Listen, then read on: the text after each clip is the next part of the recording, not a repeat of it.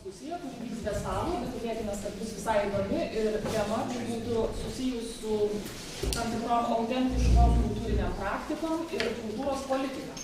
Ir pradėdami kalbėti, mes šiek tiek susibūrėm pradžioj ir klausimas buvo, kodėl mes čia, kaip mes čia atsiradom, nes žmonės pakankamai skirtingi. Tai tiesiog turiu pasakyti, aš pati tyrinėjau kultūros politiką, o Aušra mane pakvietė į šį seminarą, tikėdamasi, kad galima būtų pakalbėti apie kažkokias įžvalgas susijusias su tuo, kaip siejasi kultūros politika ir prigimtinė kultūra. Aš išsiaiškinau, kas yra prigimtinė kultūra, kas tai yra tos praktikos, kurios būna iš apačios. Ir įdomu buvo, kadangi pati dėstau ir daug teorijų mes vildenam su teoretikais, su studentais, tai šiuo atveju įdomu buvo pasikviesti žmonės, kurie nėra teoretikai. Galbūt kai kurie iš jų yra susijęs su teorijom ir akademiniam studijom, bet tai yra praktikai. Man įdomu buvo tiesiog pakalbinti praktikus, dėl to ir pakviečiau tos žmonės, kurie galėtų iš labai skirtingų perspektyvų, skirtingų tų kultūrinių praktikų, turintis savo patirtis, tiesiog pasamprotaut, kuo galėtų skirtis arba koks galėtų būti santykis tos kultūros politikos, kuri dažnai suvokiama tokia kaip valstybinė kultūros politika. Na, jeigu klaustume, kas daro kultūros politiką, tai ją daro, aišku, kultūros ministerija, institucijos. Jis yra daroma įvairių strategijų, gairių, nuorodų pagalba, yra kuriamos įvairios vizijos, institucijų misijos, uždaviniai. Ir tada turime regionų kultūros politiką, kuri kažkaip koreliuoja arba ne su tuo, kas realiai vyksta gyvenime. Turime tam tikras finansavimo schemas, turime fondus, kurie duoda pinigus tam tikrom praktikom, jas įvardindami kaip tam tikras pozityves vietos praktikas. Kita vertus, yra tai, kas vyksta visiškai nepriklausomai nuo to, ką aš čia sakiau, ir tai yra kilę ne iš valstybės politikos, ne iš to, ką institucija sugalvojo, jog tai būtų pozityvų regionui arba kažkokiai bendruomeniai. Yra tokia dabar labai populiari sąvoka bendruomeniškumas, ir kaip jis politikoje apibrėžiamas, čia vėl galima diskutuoti. Bet turiu minty, kad gali būti, mes įsivaizduojam, kad vos ne jaunimas susirinkęs kažkur garaže, pradeda brazdinti gitarą, pradeda apie kažką galvoti ir kažką galbūt pradeda kur tokio, kas yra visiškai neįvardyjama, visiškai niekaip negali būti susijęs su tuo, kas nuleidžiama iš viršaus. Ir prasideda arba ne koks nors sąjūdis, arba, tos iniciatyvos dažnai būna trumpalaikės, jos užgęsta, bet jos yra niekaip neįformintos jokiais įstatais, jokiom nuostatom. Būna taip, kad subręsta noras pagaliau įkurti įstaigą, kreiptis finansavimo ir tai jau darosi tokia institualizuota kultūros politika, kuri jau yra apibrėžiama ir jau vėl tarsi šiek tiek kuruojama, gali būti kuruojama iš viršaus. Tai dabar kaip tas reiškiasi tokiuose kultūrinėse praktikose, aš noriu pakalbinti savo kolegas, nes tai yra žmonės, kuriuos aš tiesiog pažįstu, maždaug įsivaizduoju, ką jie daro, aš trumpai pristatysiu kiekvieną, bet po to, kai aš pristatysiu, jūs kiekvienas, aišku, galite prisistatyti, nes aš viso jūsų amplituotai nežinau veiklos.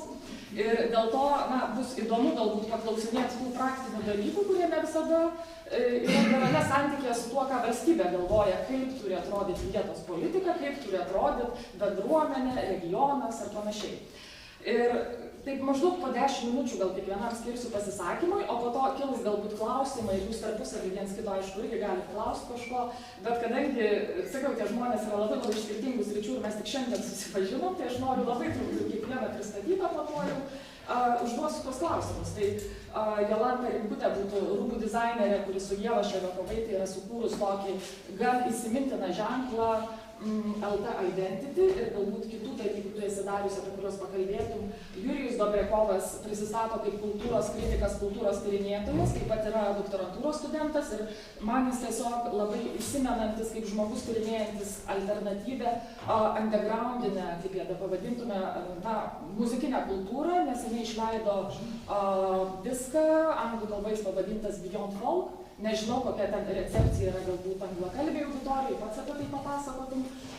Saulių pažįstu kaip medžio meistrą, restauratorių, meistrą, kuris yra susijęs su medinių namų atstatymu, dvarų atstatinėjimais ir labai gerai žinantis tas problemas, kurios kyla žmonėm, norintiem kažką autentiško atkurti tam tikroj vietovėj ir dažnai būna tokia labai žiauri kolizija tarp to, kaip gauti finansavimą tam atstatymui kažkokių medinių namų ir tarp to, ko iš tikrųjų nori vietos bendruomenė ir ko nori žmonės ir kaip tai įmanoma ir kaip tai daroma.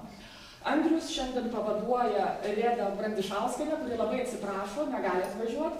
Na, paskutinę akimirką tik gavau jos atsiprašymą, kadangi dirba ministerijoje, na, tai viceministrė galbūt labai užimta, tai šiuo atveju energetikos ministerijos atstovas pavaduos Redą.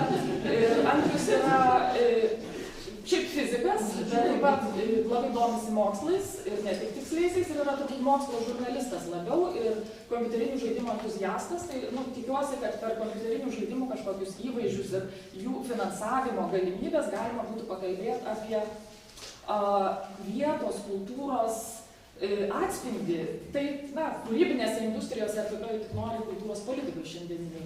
Ir, na, turbūt norėčiau nuo Jolantos pradėti. Ir tiesiog klausimas, Jolanta, kadangi skaičiau pačios pasisakymą, kur jūs su Ieva samprotavot, kad labai sunku yra tą ženklą, kuris yra tarsi žinomas, tą ženklą išsukus jį išlaikyti. Ženklas, kuris yra labai, na, ryškiai reflektuojantis mūsų tapatybę, rinka vienok yra per maža. Ir tada daiktai, kurie gaminami su to ženklu, gaunasi, na, tarsi per brangus. Ir ar matai dabar tas pačias problemas ir kaip tu žiūri į tą, tiesiog arba kaip pradėjai galvoti apie tą identitetą, nes turbūt daug lengviau būtų daryti kažką grinai komerciško. Kiek žinau, pradėjai ne nuo finansavimo prašymo, o grinai iš savęs. Ir kokia buvo pradžia ir ar yra tos veiklos ateitis, na, kaip pačiai atrodo, ar jau dabar gal skeptiškiau žiūrėtum į tokią komercinę, gal tiesiog verslo nišą? Neskeptiškiau, brandžiau, ta prasme, nes tai čia turbūt reikėtų iškirti kontekstą, ar ne? Tai turbūt kiekvienam ateina laikas, kada užduoda tam tikrus klausimus. Tai mano atveju aš baigusi dailės akademiją, kostiumo dizainą, vėliau 6 metus tikrai daug labai važinėjau, pamačiau pasaulio. Ir matyt, po tos visos patirtis man labai susidėlioja, kad mane, kaip kūrėja, labai įdomu, tai kas yra tapatybė ir kaip tai reiškiasi rūbuose pas mus. Ir pamačiau, matyt, irgi, čia vėlgi dizaino mūsų, kaip yra uždavinys matyti problematiką ir ją siūlyti. Tai šit turbūt matyti, kad savo laiku labai akivaizdžiai matėsi, kad mes nemokame sveikai didžiuotis, mano toks pasakymas, arba mes užaukštinam, arba labai nusimenkinam. Ir mes tų ženklų tiesiog neužsidedam. O tas užsidėjimas yra man toks labai sąmoningas veiksmas. Aš užsidedu ženklą ir tai žinau, ką reiškia. Tai tokia ir buvo pradžia ir pirma, tai buvo kolekcija, kurį supratom, tai buvo tiesiog pažaidimas. Tai dabar aš turiu pasakyti, tai man buvo, gal aš jau brandi buvau, jau nebrandi, bet jau drąsi, 30 metų, ir užduoti savo klausimą, tai kas ta tapatybė ir man ta tapatybė. Ir tai mes turime, kaip gal žinote, turime mados renginį, irgi jau nepriklausomos Lietuvos, tai mados infekcija, kur mes visi dažnai kartą metuose prisistatydavom, prisistatom. Tai va, tai tenai matyti ir pirmą kartą buvo pabandymas susijęti nesusiejamus dalykus, paimti liną kaip tradiciją, bet imti spalvas, nes jeigu mes dažnai, jeigu imam etno, tai mes labai toks stereotipiškas, labai, nėra naujų spalvų. Tai va, tai buvo pradžia, kai tu supranti, kad, čia tokie klodai, kad tu viena kolekcija, vienu modu neatsakysi ir taip prasidėjo ilga ir po truputį istorija. Ir buvo tai smagu matyti, kad žmonėms reikia. Ir Vytis, kaip ir šiandieną, ar ne, buvo kalbėta apie Vytį, tai turiu pastebėti, mes turime ne vienus marškinėlius su Vyčiu, ir mes jau, aišku, sąmoningai yra irgi tokiu, tie grafiniai sprendimai, šiandien nieko nepasirašiau, ne.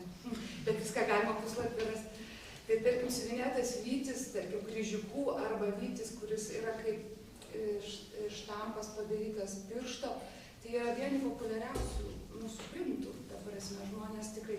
Ir dar turiu pastebėti, kas yra įdomu, kad kuo toliau nuo Europos, tuo labiau žmonės save drąsiai pristato, kad yra iš Lietuvos. Tai tokie pastebėjimai per intensyvius 10-15 metų to darbo. Ir jeigu nepradėt, nes pati pradžia tokia mūsų, kas tai vadinkime, kūrybinė ekologinė, tai buvo vėlgi, kadangi labai aktyviai man teko dalyvauti ir mačiau tą revoliuciją, tuo metu Kaune studijavau, tai ta asmeninė patirtis irgi labai veikia. Tai man buvo ir pradžioje buvo įdomu, kiek likę posovietiniai ženklai, kaip jie maišosi. Po to labai buvo įdomu. Nu, žodžiu, eini ženklai. Man tai įdomiausia yra per ženklus, kuriuos mes skaitome ar neskaitome. Ir kiek. Bet vėliau labai akivaizdžiai, kad tai tu žaidi 20 ir 19 amžių, tarp prasme, jeigu ar ten. Ir tada, vat, baltų kultūra, tai man kaip atskiras buvo archeologinis toks kaip radinys. Ir jisai labai gražiai, nes visgi mada, nemėgstu žodžio mada pati, bet mada turi vieną gerą dalyką, mada gali daryti įtaką. Ar ne, vienas, ta prasme. Taip, ne laikina, nelaikina, bet per kostiumą galima daug ką kalbėti. Tai galbūt taip yra randamasi. Ir tėvai norėjosi sujungti, tarkime. O kas yra? Ir mūsų atveju, paskui gal, jeigu laiko liks, tai parodysiu filmuką tokį, kaip mes, o gal netgi kaip mes pradėjome, kaip atsargiai mes pradėjom tą temą baltai. Galima gal visgi tada man bus lengviau kalbėti, nes be vaizdų turbūt labai gaunasi demagogiškai skamba. Čia galim išdidinti. Tai čia yra 2011 metai. Taip, dabar aš galvoju, gal mes ir per drąsiai paėmėm tą žodį, bet iš principo, kaip mes pradėjom, ir man atrodo, tai bent su pagarba tradicijai, bet kaip tai galėtų gyventi šiai dienai.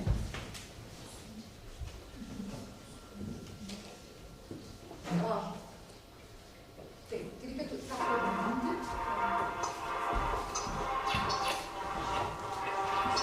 Mes pirmoji tose paieškose nebeidome, rodome, nes tai irgi mums kaip archeologinis irgi. Ir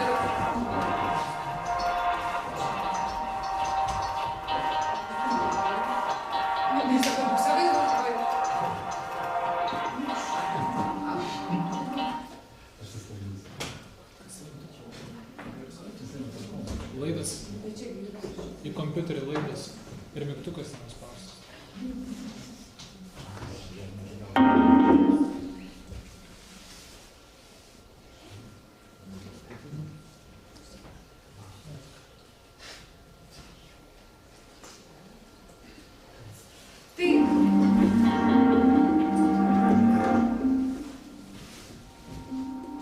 Tai tam buvo svarbu vėl paimti, kaip mes jaučiam ženklus, bet tikrai labiau tokia jutuminė prasme, kaip jie galėtų gyventi šiai dienai ant rūbo.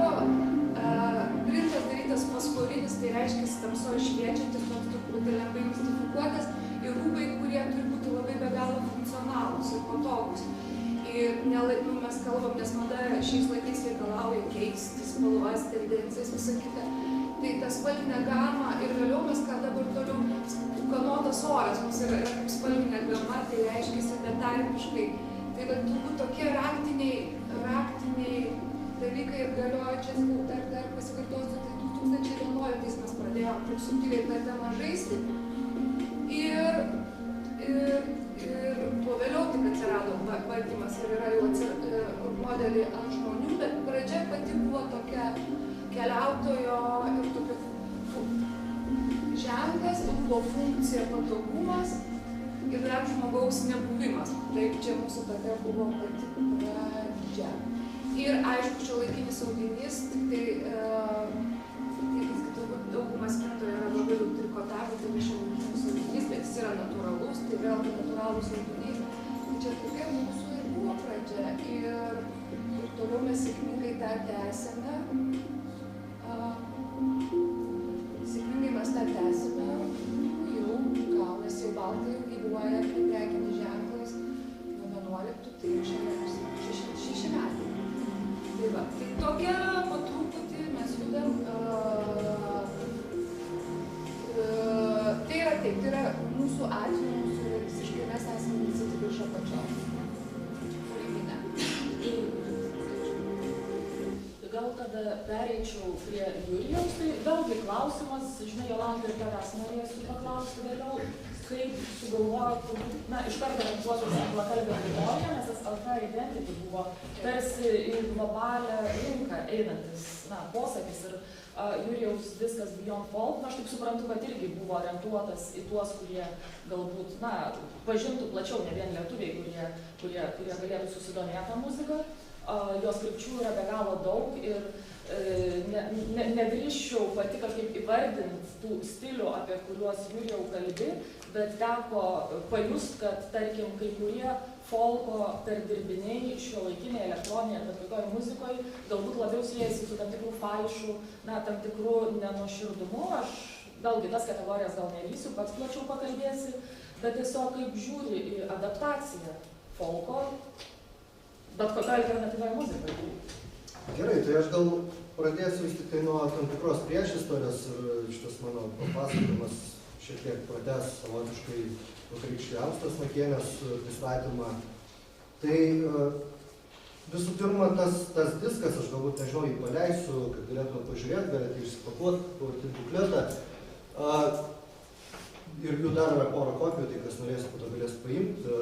Šiaip ar jo yra muzikos informacijos centre, turėtų būti nemažai kopijų, nes tas diskas iš tiesų ir nebuvo visiškai mano iniciatyva, tai buvo tokia tarsi atauga arba tam tikra mutacija to, ką šiaip jau muzikos informacijos centras prie Lietuvos kompozitorių sąjungos daro jau tikrai nemažai metų.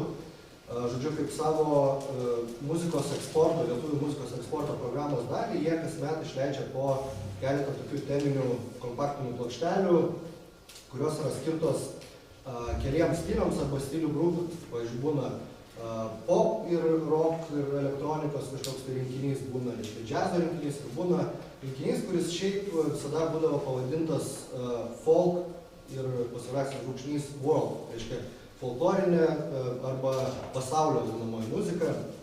Ir tie rinkiniai, jie buvo visada jau nuo pat pradžių skirti būtent tam muzikiniam eksportui, reiškia parodymui pasauliui, kas įdomaus gimsta Lietuvos toj muzikiniai terpei.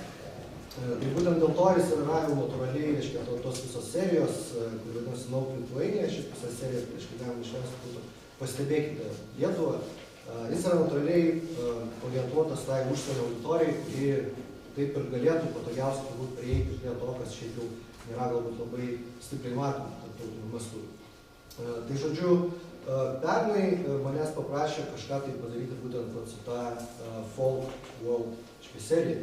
Ir aš iškart pagalvoju, kad man nebūtų įdomu tęsti jau tos pačios strategijos, kurie jau buvo, kur, reiškia, tam rinkiniai yra labai skirtingų, kaip ir minėjo Skaidra, reiškia, labai daug yra tų stilių, postilių, kažkokių žanrų, nuo folk rockų iki pagoniško metalo ir panašiai, reiškia, kažkokių autentiško folkloro rekonstrukcijų. Aš pagalvoju, kad aš nenorėčiau, kad šitas, tam tikrą prasme, galbūt proginis, kuruotas viskas būtų tiesiog dar vienas rinkinys, kuriame yra labai daug toks spektras. Pagalvoju, kad būtų visai įdomu kaip tik galbūt sureikšminti ir pristatyti, parodyti tą nišą, toj jau nišai, galima sakyti, ne? Tokia dar suresnė niša, kuri paprastai tos rinkinius nepatenka, nes yra pernelyg keista ir ne visada netgi tas jos santykis, tas sąsaja su ta folklorinė kažkokia vietos muzikinė tradicija ne visada yra labai akivaizdi. Tai žodžiu, ta mano idėja buvo pristatyti tą turinį kaip angliškai tai skamba beyond folk arba lietuviškai kažkas už, reiškia, folkloro, kažkas reiškia, pratęsiančio folkloro, bet vėlgi nebūtinai visiškai nuo to atsiskyrusio. Ir ta turinio koncepcija gimė labai vėlgi natūraliai ir organiškai iš to, kad aš tą tam tikrą nišinę bendruomenę stebėjau jau pakankamai ilgai. Tai yra tam tikra, tikrai labai glaudi, nors ir gana individualistiška bendruomenė muzikos kūrėjų, kurie ateina iš pakankamai skirtingų sričių. Kažkas ateina, sakykime, iš tamsios, sunkios muzikos, iš to paties pagoniško metalo galbūt. Kažkas labiau ateina vis tik tai iš to tokio etnokultūrinio sąjūdžio, ar net važinėja eilę metų į Romuvos stovyklas ir panašiai. Kažkas turi profesionalų muzikinį išsilavinimą, kažkas ne, bet žodžiu visi jie į tą tokią pakankamai įvairią, spalvingą, žodžiu, bendruomenę susijungia per tam tikrą estetinį galbūt pajautimą. Ir man buvo labai įdomu tą estetinį pajautimą būtent atskleisti. Ir aš pabandysiu dabar trumpai apibrėžti, kuo jis man yra toks, kitoks ir savit. Žodžiu, toj visoj postfolkloriniai, kaip dažniausiai yra vadinama, arba neofolkloriniai kūrybai, galima per pastaruosius, sakykime, 10 arba 15 metų išskirti tam tikrus etapus. Sakykime, ten prieš galbūt 10 metų tai toks įprasčiausias formatas jaunimo muzikos, kuri naudoja tas vietinės tradicijas, tai buvo tikriausiai folk rokas. Tai reiškia, roko tam tikra muzikinė idioma, instrumentinė, plus, sakykime, liaudiškas dainavimas, sutartinės, taip toliau ir liaudės instrumentų kažkokie inkliuzai. Dabar galbūt jau mes matome, pasislinko tai link būtent tos pasaulio muzikos paradigmos, kur jau yra jungiama būtent kartais labai nutolusių kraštų tos muzikinės tradicijos ir kažkas iš jų kartais gaunasi, kažkas ne. Plius dabar galbūt jau mes matome užkimti naują reiškinį, kai į pop muziką vis labiau tai skverbiasi ir kartais vėlgi įgyja labai kyčinės kažkokias išraiškas, kartais galbūt labiau subtilės. Visą tą laiką šalia to veikia tą mano minėtą bendruomenę, kuri kūrė muziką, kuri šiaip visiškai praktiškai nenaudoja jokių atpažįstamų tokių pažodinių citatų iš tos folklorinės muzikos tradicijos. Bet tuo pačiu man visada labai stipriai atrodė, kad ta muzika yra labai archaiška, labai chtoniška, labai įvietinta, labai, netgi galima sakyti, lietuviškai, nors ir nėra lyg tai ten tokių labai pastangų stiprių, kad jį būtent būtų lietuviškai. Tai yra labai daug ir universalumo. Ir ta muzika yra, dažniausiai yra įvardinama kaip postindustrinė muzika. Tai yra elektroninė muzika, kuri naudoja kaip tą savo vėlgi struktūrinį pagrindą, tai muzikinius stilius, kurie šiaip jau gimė, aišku, ne Lietuvoje ir net ne Rytų Europoje, o atėjo ten daugiausia, sakykime, iš tos pačios Didžiosios Britanijos, kažkiek gal iš Amerikos, bet kažkokiu būdu ta visiškai pasiskolinta idioma yra paverčiama skambesiu, kuris yra visiškai kitoks nuo to, ką veikia tie patys Britai, pavyzdžiui, tie patys amerikiečiai, vokiečiai, švedai ir panašiai. Ir man buvo labai įdomu, kur yra tas, mes visi čia dabar vartojam jau antrą dieną šitą žodį kodas, kur yra tas kodas, kuris tą muziką padaro tokią, priklausančią būtent šitai vietai.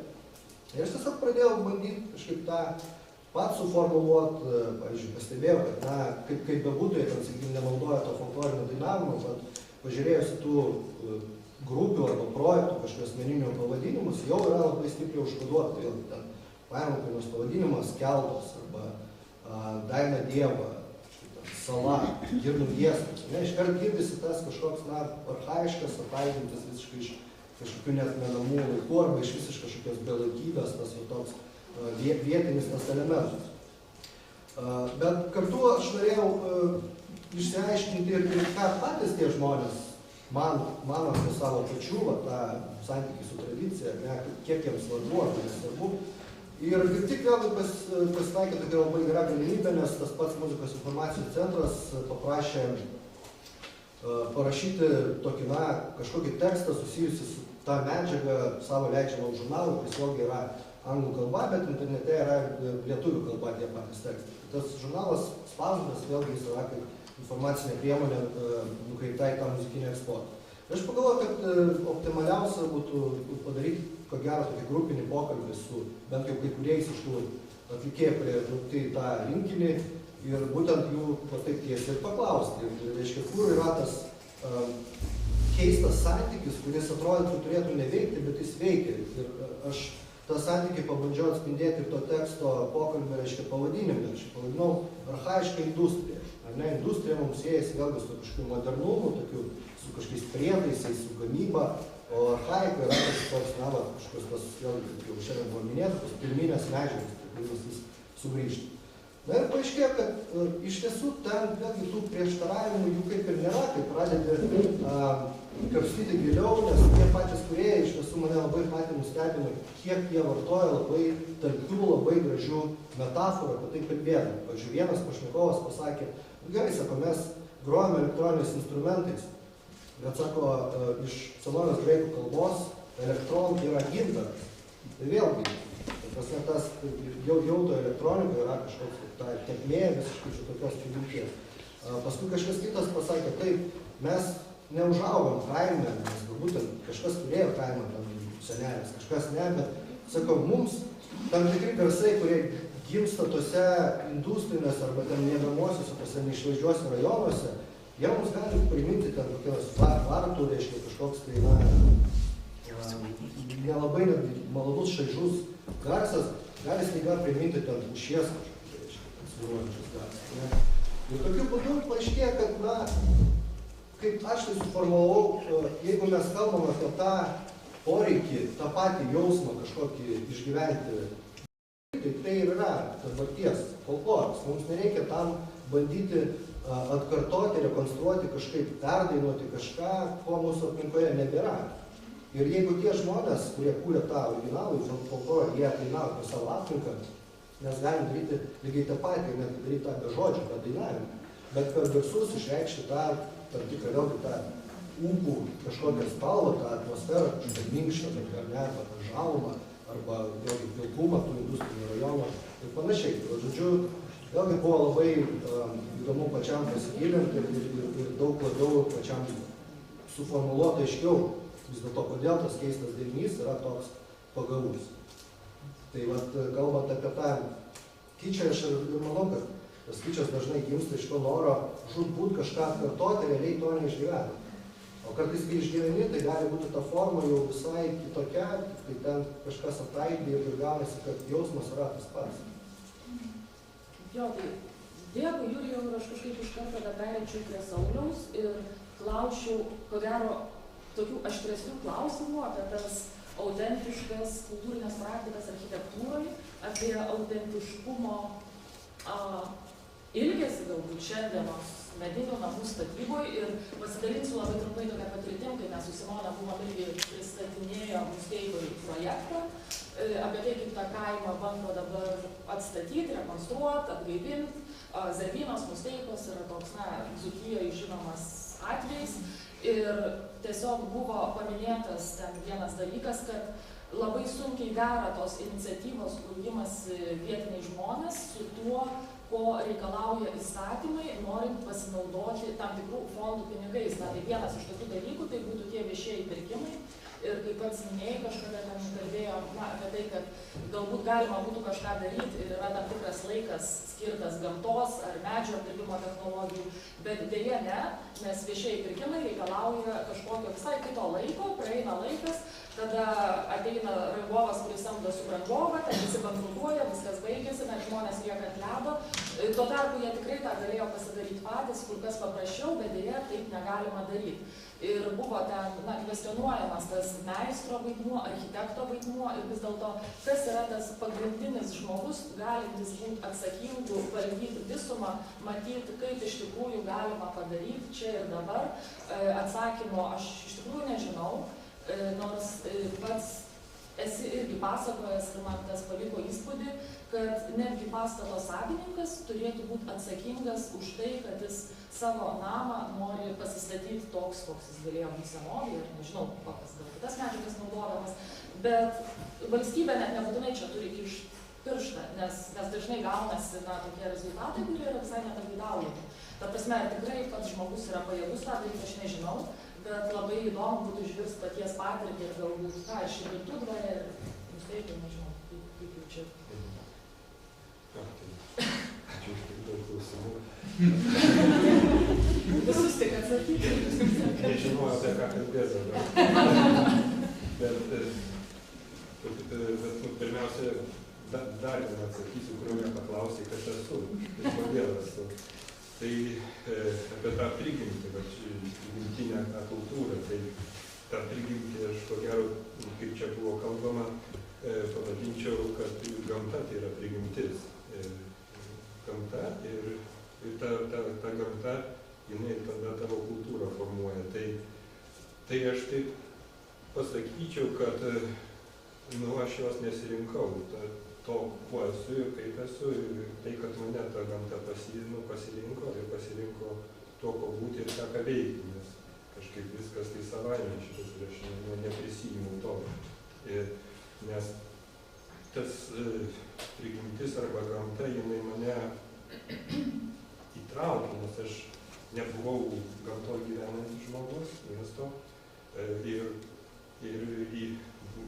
ta gamta veikė, toliau veikė gamtos padarėlių gyvenimas, tai yra žmonių gyvenimas, jų skruzdėlynai, jų nameliai. Ir visą tai taip įtraukė, kad tapau priklausomas ir pradėjau ieškoti tų ženklų, atpažinimo tų ženklų, kame kaip yra, kaip tai surėdyta ir dėl ko tai surėdyta. Ir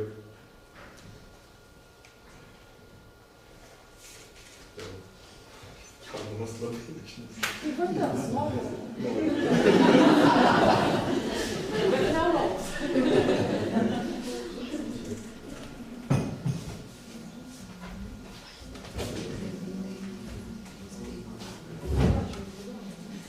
Žodžiu, tai teko dirbti valdiškoj struktūroje, nacionaliniam parke. Po kurio laiko, kai išėjau laisvę. Ir tikriausiai tas geriausias gyvenimiškas sprendimas buvo. Tada taip ir toliau pasiėmė mane tas paveldas ir pradėjau tame būtis. Ir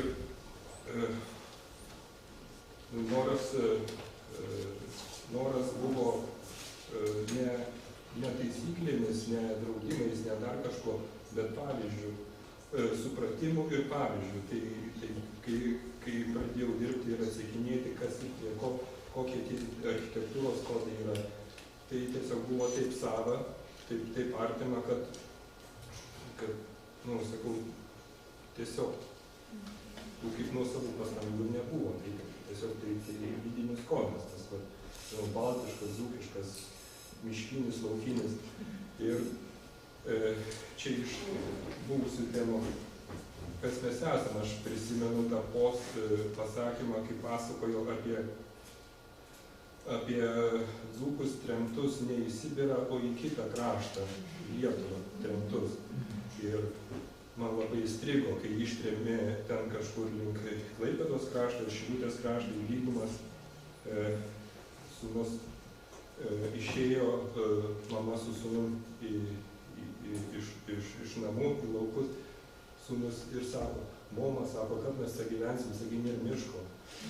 Ir suprantu, kad kiekvienam žmogui yra labai stipru, jį užkoduoja ir jis atsineša tą kodą ir jį užkoduoja jo aplinka. Ir man ganėtinai irgi toks keistumo jausmas pagauna važiuojant per Lietuvą, kai nėra medžių, nėra kalvelių, kaip čia įmanoma gyventi. Matai, kad žmonės gyvena ir puikiai gyvena, jie kažkaip.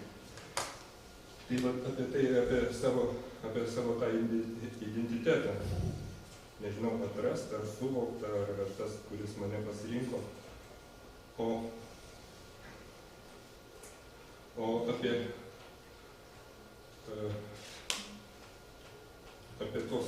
tą problematiką, kuri yra atstatant. Tai tiesiog, kai buvo tie projektai daromi, tai buvo labai daug gerų iniciatyvų, bet kai užvirė tas visas mechanizmas, tas visas viešieji pirkimai, ten visa ta komercinė mašina, tai aš supratau, kad aš neturiu čia ką veikti, aš nemoku dalyvauti šitose nežinau, industrinėse, finansinėse džiunglėse. Ir aš tiesiog pasitraukiau, nors buvau gyvenęs Musteikoje tam kaime. Tai mano buvo viena didžiausių gyvenimiškų patirčių, gyvenimas su ta bendruomenė ir pažinimas jos gyvenimo būdo, labai unikalaus gyvenimo būdo. Čia į vieną temą atkreipsiu, norėjau pasakyti, bet pasisakyti buvo labai daug, kad apie medžius, Vykinto čia paskaitoj, kad Musteikos kaime administracinis teritorinis vienetas yra vadinamas krūmu.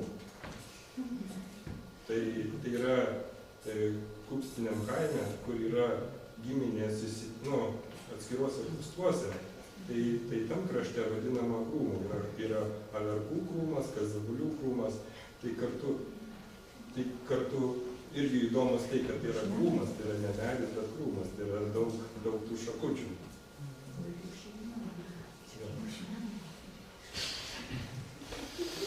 Tai ką, aš galbūt papasakosiu ten kelias istorijas paprastas, kaip vyksta mūsų ta paveldo priežiūra. Ir nuspręsit patys, ar yra ta politika, ar nėra tos politikos. Kai laimėjo konkursus šitiem darbam, tai laimėjo galbūt, ten buvo didelis projektas, suskaldytas į 4 dalis, jie tam pasidalino į 2 dalis, paskui persiskėlė dar, į ketvirčius, ir tuomet pasipylė skambučiai. Iš vienos pusės, iš kitos pusės, ir konkrečiai, jeigu pažodžiui buvo taip, kad sulaukė skambučio, sako, žinai, labas, mes esame įmonė, kuri laimėjom konkursą. Žinai, gavom techninės sąlygas restauravimo tvarkybos darbam, ten yra tokios darbo pozicijos keitimas senojų ir implantavimas. Sako, tu tikriausiai žinai, ką tai reiškia, nes mes nežinom. Ir vėlgi iš kitos įmonės irgi susilaukė skambučio. Aš tiesiog neišdrįsau ten eiti, nes aš supratau, kad ten yra daroma per kitą galą. Švelniai tariant. Tai ta vietinė politika, ar jinai yra, ar nėra, irgi nepasakysiu. Tas požiūris mūsų valstybės į paveldą, į nekilnojamą paveldą mūsų, kažkaip irgi labai daug, ne tik abejonių, bet nusivylimo kelia. Bet ne tam, kad nuleisti rankas, nes čia į prieš tai buvusį pasisakymą aš atsiliepsiu, kad tiesiog irgi suvoki, kad kas jeigu ne mes tvarkysime savo namus ir tvarkysime savo šalį. Tai labai nustebau, aš tarsi ir maištingas, ir tarsi nuolankus žmogus esu. Ir prisiminiau, kad sausio 13-14 ten tais laikais buvau prie Seimo, o paskutinį kartą nesupratau, kaip atsidūriau čia laisvė rock'n'roll. Nes aš supratau, kad laisvė yra grėsmė mūsų ir laisvė ir identitetui. Tiesiog pačiam kalbant dar vieną klausimą užduosiu, nes Julijus, kai kalbėjo apie tą folkloro įmanomumą šių laikų muzikoje, aš supratau, kad galima groti ir industrinę alternatyvinę muziką ir tas kodas vis tiek joje išlieka vienu ar kitu būdu ir labai natūraliu būdu be abejo. O su pačiu kalbant kažkada man irgi susidarė įspūdis, kad pakankamai liberaliai žiūri į tas medžiagas, kurios yra naudojamos šiandien. Nes, tarkim, jeigu vietoj, kurioje buvo naudojamos pušys, tų pušų šiandien nebelikę, aš taip manau, kad čia Musteikos atvejais. Galima galbūt naudoti kažkokį kedrą, kuris Lietuvoje net neauga. Ir tai jau nebus ta autentiška troba, kokia jis stovėjo prieš 100 metų ir ją reiks restauruoti kitom priemonėm. Ir kiek toli, kaip pats žiūri, kiek toli galima būtų eiti su technologijom, su medžiagom, nes viskas yra pakeičiama, šiais laikais viską gali imituoti, aš taip įsivaizduoju, ir kurioje vietoje čia tada jau bus tas falšas, vėlgi pavartoju tą žodį, arba kažkas, kas, tiesiog yra kaip yra, ir tai yra ta pati autentiška kultūra, kaip jinai dabar egzistuoja tik tokia. Aš manau, kad nėra reikalo eiti iš visko. Prasme, į ten kažkur. Ta prasme, gali naudoti ir kitas medžiagas, ar kažkiek stengtis maksimaliai naudoti pušį, tarkim, jeigu nešauti. Aš manau, kad nereikia tų medžiagų, viso to jovalo naujo, kuris ateina nepatikrinta, nėra reikalo. Ir tiesiog galvoju, kodėl vyksta, kodėl žmonės savo norų darko savo namus, savo gyvenamus būstus. Ir supranti, daug priežasčių, daug klausimų, daug priežasčių, bet aš dar eini į gyvenimo būdą, į požiūrį ir paskutinė, viena iš paskutinesnių tokių, kaip sakyt, kaip šūkis, kaip antraštė, tai kad mums reikia tapti to nekilnojamo turto, tų namų ne savininkais, o šeimininkais. Požiūris turi keistis. Kad mums reikia gyventi su tais namais, kad mums reikia būti juose, o kad būti juose, kad būtų gera, tai yra naudojimas natūralių tipų medžiagų, tai duoda, kaip sakyt, tai pasiteisinimą. Tada gal pereičiau dar prie Andriaus paskutinio pasisakytojo ir nemažai irgi kalbėjom apie tą valstybinės jau politikos vaidmenį, kuriant tapatumą. Ir tapatumas, šiais laikais labai dažnai kultūroje bent jau kuriamas per tai, kas vadinama kūrybinėm industrijom. Kūrybinių industrijų yra labai įvairių apibrėžimų ir galim kalbėti apie kažkokias visiškai komercinės veiklas, galim kalbėti apie labiau kultūrinės nekomercinės veiklas, bet buvo toks vajus, mada šnekėti apie kūrybinės industrijas ir, tarkim, kadangi pats norėtum apie kompiuterinių žaidimų naudą identitetui pašnekėti, tai mano irgi klausimas iš karto priorinis būtų tas, jis kilo beje irgi iš diskusijos su kultūros taryba, ar kompiuteriniai žaidimai iš vis gali būti verti kultūros valstybės globos, nes visiems reikia finansavimo ir tada prasideda ta įtampa. Ar tai yra kultūra, ar tai yra tik komercija. Tai nežinau, kaip pats norėtum pradėti tą pasisakymą, bet eilė klausimų, kuriuos taip pat gali atsakyti. Aš gal atsistosiu, nes taip vis man lengviau, aš dabar šiek tiek demonstruosiu. Aš pats esu mokslo ir technologijų žurnalistas, tiesiog pasakorius apie tą dalyką, nes iš to išgyventi sunku labai yra.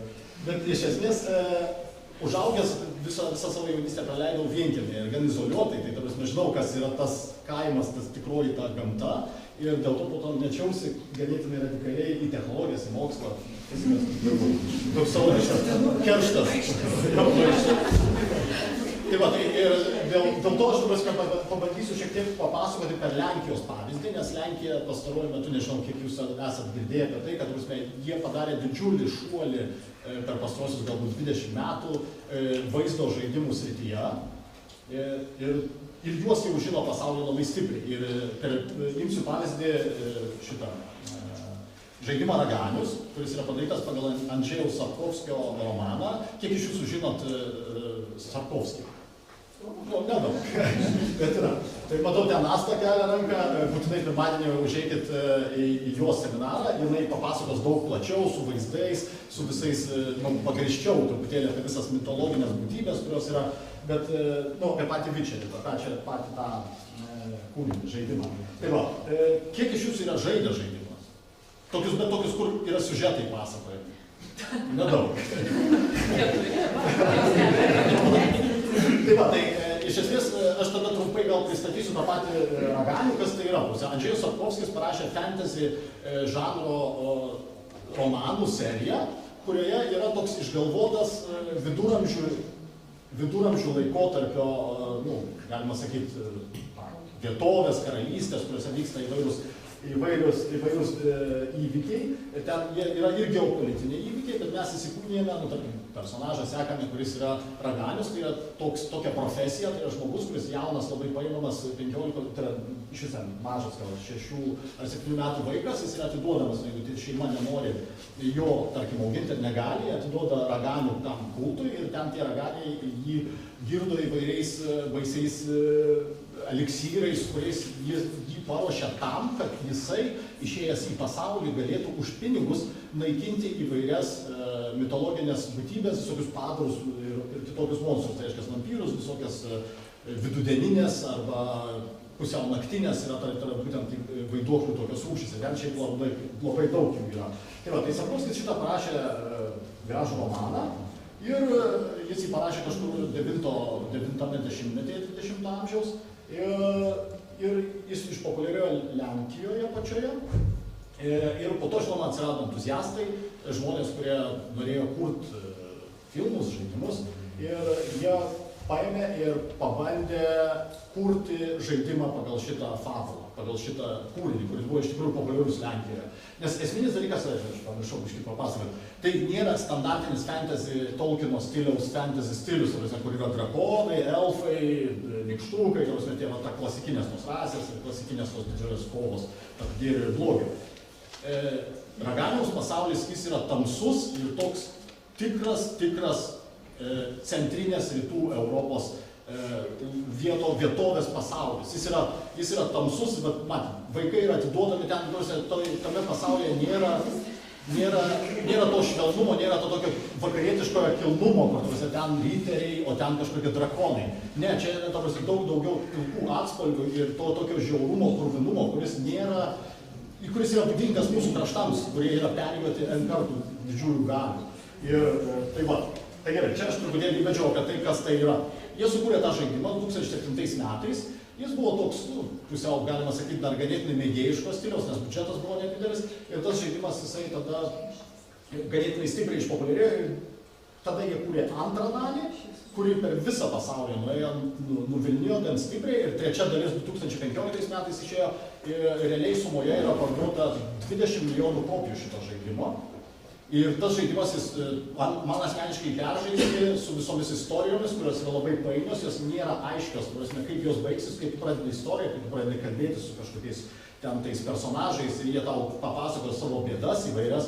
Tu niekad nežinai, kokie tavo sprendimai padarys kokius rezultatus. Tu galvoji, kad tu gerai elgiesi, bet realiai gali būti, kad kažkam kitam tu peržengi kelią. Ir tas netiesiškumas tavo sprendimų padaro tą žaidimą tikrai tokiu pakankamai brandžiu žaidimu. Vienu žodžiu, 2011 metais šitą žaidimą Donaldas Tuskas padovanojo Barackui Obamai, kai jisai lankėsi Lenkijoje. Čia toks savotiškai įdomus aspektas, nes kai paskui pasižiūriu, kokias dovanas yra Barackas Obama gavęs, tai tokius ten majų kalendorius iš sidabro padarytas, ten kažkokie kilimai, ten dar visokie velniava, sūriai, alus, degtinė, dar kažkas.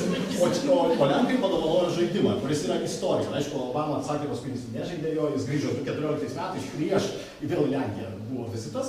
Ir prieš žaidimo beveik tą trečiosios dalies premjerą, Obama prisiminė šitą dovaną ir pakalbėjo, ir tada dar didesnis vajus įvyko. Ir tada tikrai įpirko, bet dabar aš jau grįžtu prie tos mūsų visos temos, viso šito renginio. Tai būtent apie ką čia eina kalba. Kaip ir Julius teisingai pakalbėjo, kad iš esmės kartais atrodo, kad tai yra kičas, kai tu pabandai kažkokius tai simbolius paimti iš kažkur iš seniau, iš pagonybės, kažkokio, tarkim, knygų ar kažkokio pasakojimo, ar vaizdinius kažkokius archetipinius iš senai paimti ir, tarkim, žaidimą įdėti. Atrodytų, tai yra visiškai šventvagystė. Paima mano kažką man mielo ir savotiškai daro tokį popsą kažkokį. Bet iš esmės aš kol kas giliai tikiu tuo, kad idėjos, kurias mes kūrėme, kurias žmonės sukūrė prieš mus esantis, jos yra kaip genai. Ir jos išgyvena tik mutuodamos. Ir tam tikrą prasme teisinga mutacija, kuri priverčia tą idėją šokti toliau į kitą kartą, į kitą epochą, pavyzdžiui, kaip, pavyzdžiui, žaidimai. Atrodytų, juokinga, vaikiškas dalykas. Kas žaidžia žaidimus? Tai čia visiškai... Aš.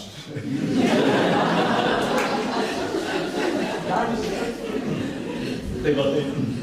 Bet iš esmės jie yra tam tikra prasme, čia kaip ir Skaidra klausia, kas yra tos kūrybinės industrijos.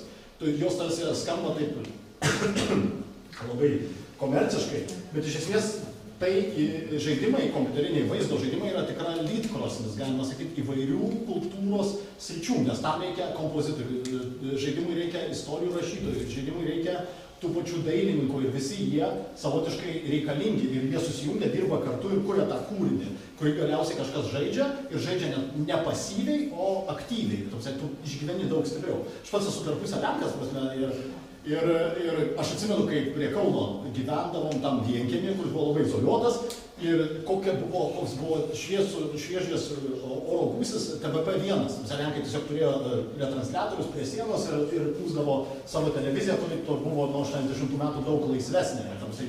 Jau ten vakarietiškus filmus galima buvo matyti, kultūros laidas. Aš aišku, mažas buvau, nieko nesuprasdavau, tam tokia laida Pegas būdavo, tai buvo, kas čia ta muzika, ką ten šneka. Bet esmė. Ir iš tikrųjų tu užaugi su tą ir tarsi, tarkim, taip, kad tai suformavo manyje tam tikrą suvokimą lenkiškumo. Ir tada, kai aš sėdau žaisti Witcherio, pirmą kartą aš daug žaidžiau žaidimų įvairių, ten tų būtent vakarietiško fantasy stiliaus, kai aš jį pradėjau žaisti, tai buvo kažkas tokio, tas jausmas, kai tu atsisėdi ir pajunti, tai yra tavo kultūros dalis, tai ne šiaip kažkokiu ten drakonai ir dar kažkas, bet čia yra tie lenkai, arba galima sakyti net ir mes, nes mes netiek daug ir skiriamės iš tikrųjų kultūriškai. Tai yra mes, tai galėtų būti Lietuva kažkada ten, nes ten yra visos tos trobelės su tais šiaudiniais stogais ir tos visos peripetijos, kurios ten vyksta, jos tokios labai gyvenimiškos ir šiek tiek, aišku, žiaurios. Ir dabar, ką aš noriu privesti iki galo, tai jo noriu ir parodyti, bet noriu dar šiek tiek suvesti būtent su ta politika.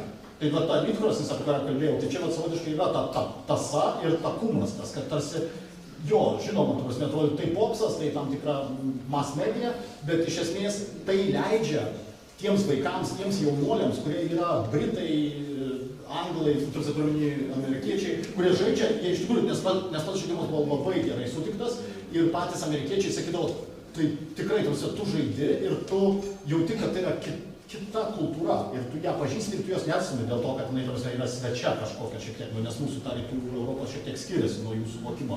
Ir jie savotiškai pasėja tą mintį, kad reiškia, egzistuoja kažkokia centrinė rytų Europa, kuri turi tokią mitologiją, turi tokį dievų panteoną, kažkokią tokią istoriją ir aišku, tam Witcheryje ten paliečiamos pačios įvairiausias ir rasizmo temos ir visos kitos. Tai aš tiesiog uždėsiu jums, kad būtų sunkiau. Aš be garso uždėsiu, kad nebūtų... Tiesiog, kad jau pajustumėt maždaug tą pačią atmosferą to žodžiu. Tai va, ir eina kalba apie tą pačią... Iš esmės, Lenkai, CD Projekt, ta kompanija, kuri kūrė šitą Witcherį, jie, pavyzdžiui, pirmą dalį padarė labai lenkišką. Labai, beveik buvo visiškai skirta rinkai. Antrą dalį padarė labiau vakarietišką, tokia jau su ta fantasy žanru tokiu standartiniu. O trečią dalį pabandė įdėti Lenkams ir rytų europiečiams pažįstamus simbolius ir įvairius vaizdinius įpinti į patį žaidimą, bet taip neinvazyviai, kad ir amerikietis priimtų, bet jis negalvotų, kad čia jam kažkas Adomo Mickevičių cituoja. Nes pačiam žaidime yra žiauriai daug įtakos iš Lenkų romantizmo laikotarpio. Tie visi peizažai, tokie tomis spalvomis toliai. Ir būtent ten yra įvairių tų siužetų. Yra vienas siužetas, kuris susieja labai tokią tiesiog įdomybę, papasakosiu. Jis susieja keletą Lenkams labai svarbių dalykų. Tai Mickevičiaus vėlinės, nes ten tiesiog tu eini per kaimą, tas pagrindinis herojus Raganos, jis tiesiog sutinka tokį kaip užkalbėtoją ar kažką panašaus. Ir tas užkalbėtojas sako, ten taip, vakare man padėsi, ten reikės biškį tokias apeigas darysim. Prasideda tos apeigos ir tuo apeigų metu pasigirsta kelios eilutės iš Mickevičiaus vėlinių, o paskui, aišku, patys kūrėjai šito žaidimo, jie tiesiog tas eilutės sukaitaliojo, tiesiog padarė jau kitokias, painterpretavo, kad nebūtų vien tik tai citatos. Bet tuo pačiu visą tai vyksta saloje, kur yra vidury ežero ir toje saloje stovi bokštas, kuriame, kai tu vaikštai, vaiduokliai tau pasakoja tam tikrą istoriją apie to bokšto šeimininką, kuris pabėgo nuo savo užuitų valstiečių į tą bokštą, ten užsidarė ir jį žiurkės suvalgė. Bet esmė tame, kad tu tarsi darai questą, kuriame yra Adomo Mickevičiaus vėlinės ir viskas atrodo gerai. Bet tada tu supranti, kad Lenkai turi savo tą ežerą per centrą, kuris vadinasi Goplo, kur ten yra Lenkų, slavų, galima sakyti, pagonybės toks centras, iš ten tipo kilo, jie mano, kad tas Mieško ir visi kiti tipo kilo iš to centro. Ir tas Goplo šalia turi iš tikrųjų tą bokštą, kuris turi tą idėją apie tipo šeimininką, kuris ten pelėsi suvalgė, nežiūrėk. Jie tiesiog pakeičia puliškai ir supina tos simbolius ir juos įdeda ir vakarietis jį suvalgo ir aišku, vakariečių galbūt ir nelabai tas įdomu, bet jis tą pėdsaką kažkokį palieka tam vakariečių galvoje apie tą autentiškumą tos istorijos. O Lenkui tai iš viso, tai šakės, ta prasme, tiesiog tu, čia mano. Tai va, tai iš esmės, Witcheris buvo tas pirmas toks pranašas, kuris su savo sėkme padarė kelią kitai žaidimų pramoniai. Ir ta žaidimų pramonė, jinai Lenkijoje iš tikrųjų vystėsi iš labai tokių keistų, iš tokių anarchistinių galbūt šaltinių. Ji vystėsi iš tų žmonių, kurie, tarkim, turguose pardavinėdavo perrašytus kompaktus, su žaidimais, su filmais, su muzika, bet jie nebuvo, ta prasme, šiaip tiesiog kupri pradaitė, prasme, jie buvo tokie žmonės, kurie tiesiog buvo gykai, mėgo tą fantasy, mėgo tą muziką kažkokią, jie tiesiog turėdavo ten turtingesnius tėvus, turėdavo, tarkim, kompą su CD-ROMu, jį perrašinėdavo, diskus pardavinėdavo. Ir tuo pačiu skleisdavo tą žinią. Ne tiek, kad uždirbti, bet kiek skleis tą žinią. Ir šitie žmonės, jie kažkurio momentu pradėjo jau suaugti, tapo iš tokių paauglių suaugusiais žmonėmis ir pradėjo galvoti, ir jie pradėjo verslą sukti tame. Didelė dalis tų žmonių, kurie buvo tais piratais, jie tapo po to tų žaidimų studijų kūrėjais ir jie šiandien jau turi stiprias pozicijas, yra daug studijų, kurios tiesiog kūrė tokius vakarietiškus žaidimus, yra daug studijų, kurios kūrė tokius labiau lenkiškus ir kitokius. Ir iš esmės praeitais metais, gruodžio mėnesį, Lenkijoje buvo jau įkurta tam tikra taryba, kurioje buvo skirta 116 milijonų zlotų įvairiems tokiems kultūriniams, pusiau inžinieriniams projektams, skirtie, ir visas buvo skirta tik žaidimų studijoms. Tai reiškia, 116 milijonų zlotų, tai yra kažkur apie 30 milijonų litų. Ir jau dabar vėl yra naujas šaukimas ir vėl tokia pati suma bus išdalinta toms studijoms. Ir ten, tarsi, tie projektai įvairius. Vieni kūrė tą grafikos varikliuką, kuris, tarkim, būtų tinkamas kurti žaidimus, o kiti, pavyzdžiui, kūrė tokius įdomius dalykus kaip psichologinis dirbtinio intelekto variklis, kuris stebi tave, kai tu žaidi, pavyzdžiui, siaubo žaidimą ir pagal tai, kaip tu reaguoji į tas siaubo situacijas, ar tu bėgi, ar tu ten apsisuki, nežiūri, tarkim, ar dar kažkas, ar puoli kovot, pagal tai paderina tolimesnę žaidimo eigą ir tam čia gali sustiprinti arba susilpninti, jeigu matau, kad jau tam krataisi visą tai susilpninti. Tai va, ir čia tiesiog aš jau čia nefilmuoju savo tą ilgą pranešimą, tuo, kad realiai ta kultūra Lenkijoje, žaidimų kultūra, jinai gimė iš tokio visiškai anarchistinio šaltinio ir šiandien jinai jau yra privertusi savo masiškumu valdžią formuoti politiką ir, ta prasme, tam tikras kryptis, skirtą finansavimą, skirti kažkokį tai dėmesį ir jau negali jos savotiškai pamiršti. Ir tuo pačiu kitas dalykas yra tai, kad jinai sukūrė tas galimybės tiems čia jau kažką, dar nežinau, vienu žodžiu, tai yra iš apačios kylanti iniciatyva, kuri sukūrė politikos kryptį paskui jau tam makro lygiu. Ir, aišku, leidžia mutuoti tiems idėjų genams, kad jie pereitų į kitas kartas. Kad būtų tas medutis ant šaukštui su neskaniais vaistais. Labai dėkoju, Andriau.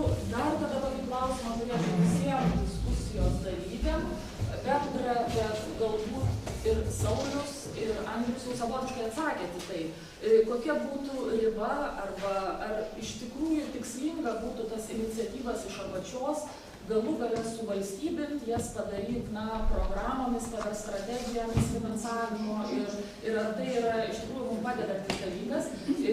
Supratau, kad Saulius pakankamai gal skeptiškai tai žiūri, nes mes turim pavyzdžius ir ko gero, kai kuriais atvejais būtų geriau, jeigu vis dėlto tos programos ir finansavimo sąlygos nesikištų į tai, ką žmogus pats gali padaryti ir ko gero, būdamas šeimininku, jis tą gali padaryti geriau.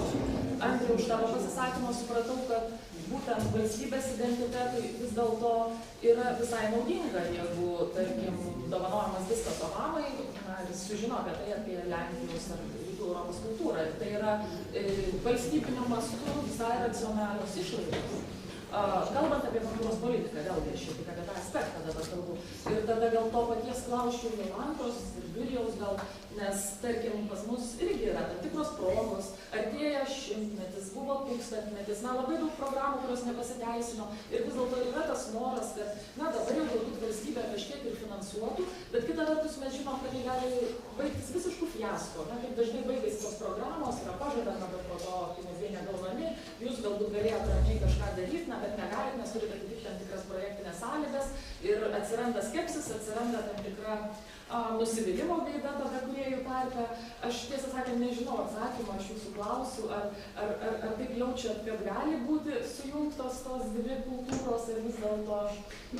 Mano praktika pastebėjimas labai per tą laiką, kad labai temos ir meilė atsiranda kaip aiškiai projektas, koksai yra sustiprėję meilė. Labai pastebėjau šitą, kad staiga mes pradedam labai krepšinį ar ten dar ką nors, tai čia vienas pastebėjimas, kada sustiprėja, nes artėja šimtmetis, tai net nesinori dalyvauti šitame konkursų vajose, nes tu žinai, kad bus labai daug žaidėjų ir tai tada jau žaidime ne kokybė tavo ir ne tavo filosofija, bet vėlgi, kai pigiausias laimės, tai tu ir vadybiniai sugebėjimai ir tu supranti, kad tu nenori pigaus produkto. Aš nenoriu Lietuvoje, aš nenoriu Kinijoje įsiūti maikutes ir dėti lietuviškus printus. Aš noriu viskas, kad sukurti ir pagaminti Lietuvoje būtų. Tai turi savo kainą, o dėja pas mus konkursuose viešuose laimi pigiausias dalykas. Tai ir tada prasideda darbas su sąžinė savo. Tai va tokiame, tose dilemose tu pastoviai esi. Tai aš sakau, aš asmeniškai šimtmečių kitų metų, tai energijos negaišiu. Nes tuo metu mes dabar visi labai sustiprėsim. Toks mano atsakymas. Turi kažkokios nuomonės apie tai? Aš taip pasakyčiau, kad savo to pristatyto atveju kontekste aš matyčiau tokius 3 elementus. Visų pirma, aišku, toj muzikinėje bendruomenėje, apie kurią aš kalbu, yra labai stiprus tas pasidaryk pats tą etiką tam tikrą. Žmonės dažniausiai patys organizuoja savo pasirodymus, savo kažkokius, išvykas į kitas šalis, pristatyti savo kūrybą, patys leidžia įrašus. Ir, aišku, tai yra ir stiprybė jų, nes vėlgi tai yra tokios, kaip irgi buvo kalbėta, patys darom, tai patys prisimkim atsakomybę už tai.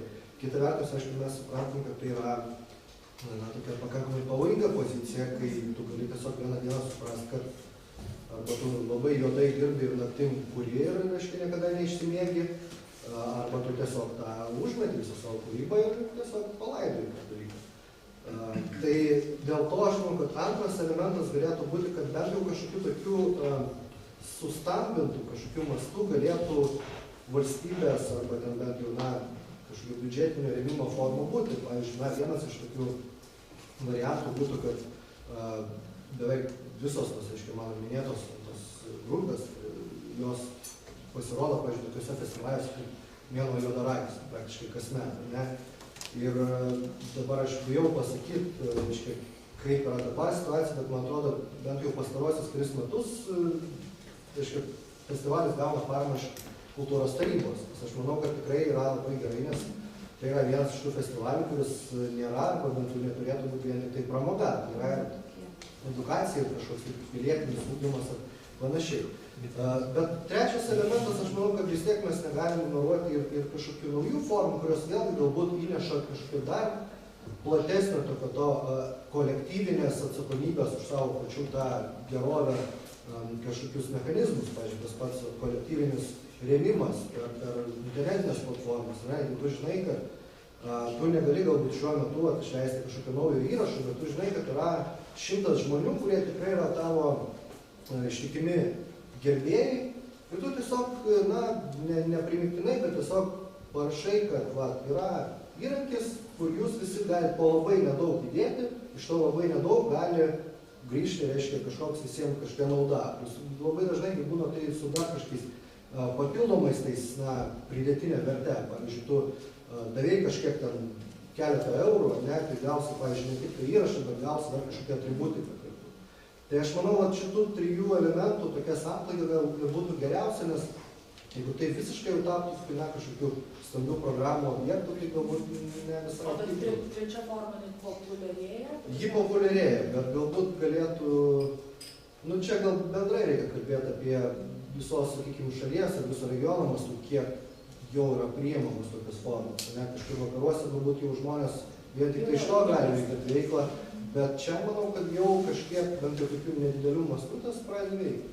Man tai labai, tarkim, vėlgi, žiūrint šiai dienai kultūrinio kontekste, politikoje, tai trūksta erdvės eksperimentų ir susitikimo. Tarkim, kaip šiai dienai žinau, kad Lietuvoje yra 60 amatų centrų, ar ne, per Europinį, ir kaip įsteigtų su kažkokia, manau, kitokia tradicija, bet mes dizainas, kuris irgi akademinis, mes nesusitinkam. Mes nesukuriam naujo produkto, o tam reikalinga irgi platforma.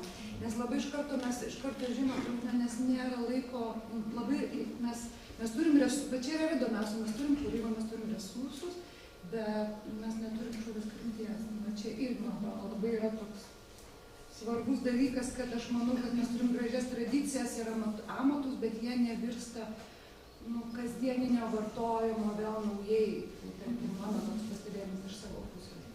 Tai kadangi metas tarsi būtų diskusijom, bet aš pasinaudoju Jolanta pačios šituo pasisakymu ir kadangi nepažįstami, mes tarsi susitikom mes su Jolanta pirmas iki, kiti jūs irgi susitikot pirmas iki, tiesiog gal jūs norit užduoti klausimus viens kitiem visų pirma, prieš kreipdamas į auditoriją, tą sakau, nes tai būtų pradžia, jeigu kiltų kažkoks, jeigu ne, tai... Iš tikrųjų labai skirtingi. Taip, nes tokios platformos gali būti užuomina, jūs naudokitės progą.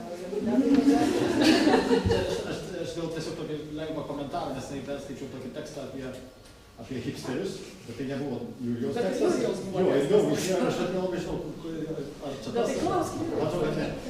Iš esmės ten buvo kalba apie hipsterius kaip judėjimą, kad jie tam tikrą prasme pakišo koją visoms subkultūroms ir alternatyvioms kultūroms, nes jų visa esmė, hipsterius, mes galim pasakyti, kad turbūt juos įtakoja internetinė karta, ta greitoji socialinių tinklų karta, kuri tiesiog eina, kramto viską, kramto, perkramto ir toliau lekia.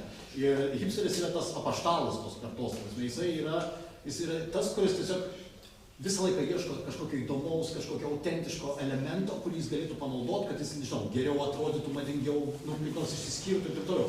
Bet kai tik tas elementas pradeda plist, jis iš karto jį palieka ir eina toliau. Ir jis tokiu būdu, kaip tas virusas kažkoks sukramto visus autentiškus elementus, nes iš karto paskui hipsteriai eina, kad ir jūsų, tarkim, verslas, kuris savotiškai mato poreikį ir jūs sukuriat jiems tą. Ir tie hipsteriai tarsi, čia geras. Ir paskui jie, bet jau jie prie kito perėjo, nes jau kažkur kitą simbolį pamatė.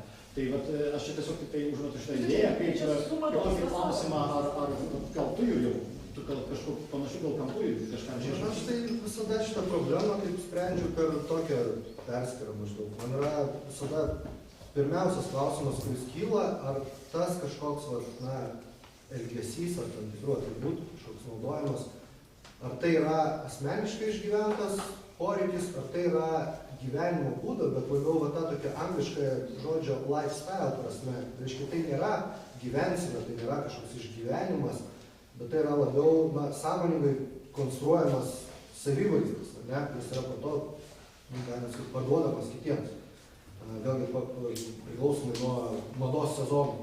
Dabar aš toks, o jau kitais metais aš būsiu kitoks ir niekada prie nieko nėra prisirišama. Tai man atrodo, kad pirmiausia, tą reikia užduoti klausimą. Galbūt nebūtina tiesiogiai žmogui jau užduoti, bet gal kiekvienas pats savo turėtų užduoti tą klausimą.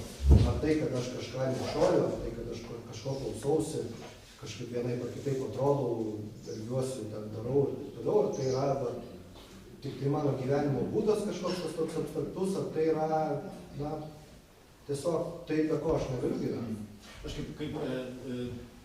Aš tam vienkiemis gyventamas, aš atsimenu, kaip iš Ugniaus liaugės užsakinėdavau raganos ir alus ziną, klausiau metalo, tai buvo, tie laikai dar buvo, tuo metu internetas nebuvo populiarus ir realiai tu, jeigu priklausai kultūrai, tai tu ir buvai tos subkultūros tam tikra dalimi ir visa siela. Šiandien, kai yra internetas, jisai atrodytų, būtent sudrasko tą erdvę subkultūrai egzistuoti. Turiu minėti, kad aš pažįstu būtent ir Dirblių-giesmės, ir Skeldas, ir tai yra žmonės, kurie savotiškai tikrai atliekantis valingą judesį į buvimą toje subkultūroje. Kai aplinkui visi, tiesiog juos visus išplauna tas vanduo ir juos neša po paviršiumi, tas vanduo, tai yra socialiniai tinklai, internetas, tas klaida informacijos, kuri tiek greitai išpučia visą tą autentiškumą. Realiai, jeigu aš norėčiau būti panku, tai būtų sunku būti jo, nes pirmas dalykas, tai krūvos didmiesčiais atrastų krūvą panašiai apsirengusių madingų, turtingų vaikinų, kurie rytoj nebebus pankais. Antras dalykas, niekas tos muzikos jau per daug tiek neklauso ir, tos platformos, pavyzdžiui, transliavimo muzikos, visi Spotify, Google Music ar Apple Music, kur, ta prasme, jau nėra pirkimo albumais, yra tiesiog užsidedu ir ten tas eina trešas, miksas kažkoks iš to, ką aš ten mėgstu, ir netgi yra parašyti dirbtinio intelekto tie algoritmai, kurie tau parenka jau pagal tai, ką tu prieš tai klausai, kiek kartų dažnai klausai, yra sudėtingi algoritmai, kurie surankioja tau naują muziką, kurią pučia tau į ausines, ir tu niekada net nesirūpini, kokia grupė, koks albumas, ar čia kūrinys, ar čia menas, eina ir viskas, ta šlanga tokia.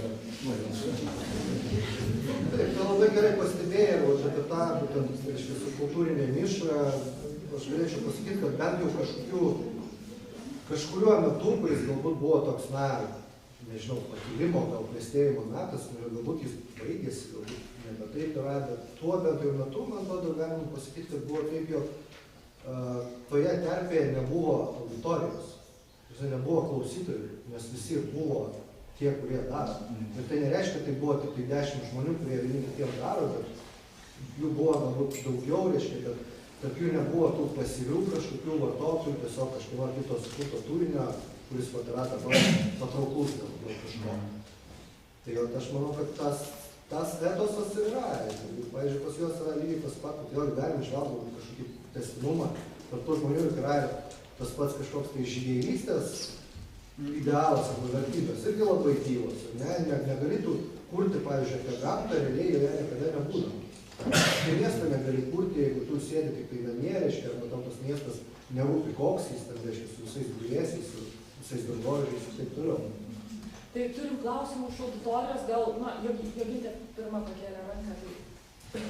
Aš pirmiausia noriu padėkoti už 21 amžių ir išrašytas į pavadinimą seminaro, bet aš jo laukiu 2 dienas ir pagaliau sulaukiu. Tai ačiū labai ir truputį tokia kaip replika į visą šitą diskusiją ir kartu gal klausimas Skaidrai, kur čia mažiausiai kalbėjot, man labai įdomu dar tavo nuomonė. Čia kartu bus tokia replika į tą paskutinį tą užduotą klausimą apie valstybės paramą tokiai retorikai, tautiniai, etnologiniai, etnografiniai, folkloriniai. Ir labai tendencinga ir įdomu stebėti, kad būtent pastaraisiais metais, nuo pastarųjų Seimo rinkimų, ypatingai suaktyvėjo kalbėjimas apie tai ir tokių projektų rėmimas. Bet yra ir šiek tiek ankstesnių projektų, kurie įrodo, kad mes esam linkę, aš kalbu mes, tai kaip valstybės piliečiai, kurie moka mokesčius ir už tos mokesčius mes sumokam žmonėm, kurie kuria meną ar kultūrą, kuri yra labai pažodinė. Ta folklorinė, etnografinė, etnologinė, bet kokį čia žodį, kurį pritaikysim prasme. Turiu tokius kelis pavyzdžius, galima ginčyti su tuo. Ir teko stebėti tikrai ne vieną ginčą, tiek viešoje erdvėje, tiek diskusijose, kurie turėjo argumentų už ir prieš. Tai čia aš nieko neskatinu dabar tą tęsti, bet tiesiog pasakysiu, kad štai Donato Ulvydo filmas Emilija iš Laisvės alėjos sulaukė labai daug prieštaringų nuomonių iš kino kritikų, bet tendencinga, kad sulaukė labai daug simpatijų iš plačiosios auditorijos. Filmas surinko labai didžiulės sales, surinko labai daug pinigų, bet gavo ypatingai didelę sumą iš kino centro tą filmą pastatyti. Ir turėjo labai daug rėmėjų, kurie yra komerciniai rėmėjai. Kitas mano pavyzdys būtų galbūt toks labai fragmentiškas, bet tiesiog irgi susijęs su dabar kažkaip įdiegiama arba bandoma įdiegti etnologinių pamokų skatinimų mokykloje, netgi universitetuose, tų pačių liaudies kostiumų įvedimo iki 7 metų vaikams, kai atrodo, kad kultūrai galima nurėžti 17 milijonų, bet tam pinigų tikrai atsiras. Ir dar vienas pavyzdys, kuris mane visiškai neramina, ir tas pažodiškumas, tai yra Vyčio skulptūra. Ir man vis dar niekaip nesuvokiama, kaip atrodo yra taikoma labai pasenusi taktika surinkti pinigus ir pastatyti tą skulptūrą iš būtent tų fondų ir sąjungų žmonių, kurios tautiškumą supranta visiškai nebe taip, kaip mes suprantame jį 21 amžiuje. Ir man buvo labai skaudu žiūrėti, kaip, pavyzdžiui, surengę konkursą žmonės, tą konkursą komunikuoja. Nes aš stebiu YouTube'ai įdėtą filmuką, ant kurio uždėta visiškai su šiandiena nekoreliuojanti muzika, šlovinanti ten kovas ir taip toliau. Aš suprantu, kam yra skirtas šis monumentas, ką jis turi atminti, bet kitas klausimas, ar mes tikrai pažodiniu būdu turim tą kultūrą steigti ir remti. Ar šitie atvejai, kurie čia buvo įvardinti, nėra pavyzdys, kad jie yra tokie subtilūs, tokie gražūs ir tokie gilūs, bet yra nustumti į visišką paraštę. Tai gal tada klausimas, Skaidrai, kaip tu pati matai, ar iš tikrųjų yra jau tas pastebėjimas, kad ir, pavyzdžiui, kultūros tarybos paskutiniai finansavimo duomenys parodė, kad jeigu projekto pavadinime atsiranda žodis etno arba kažkas susijusio su patriotizmu, tam yra skiriami labai dideli tūkstančiai. Taip. Aš galiu palyginti su kitais, pavyzdžiui, šiuolaikinio meno arba tarpdisciplininio meno projektais, ten galima būtų ginčytis.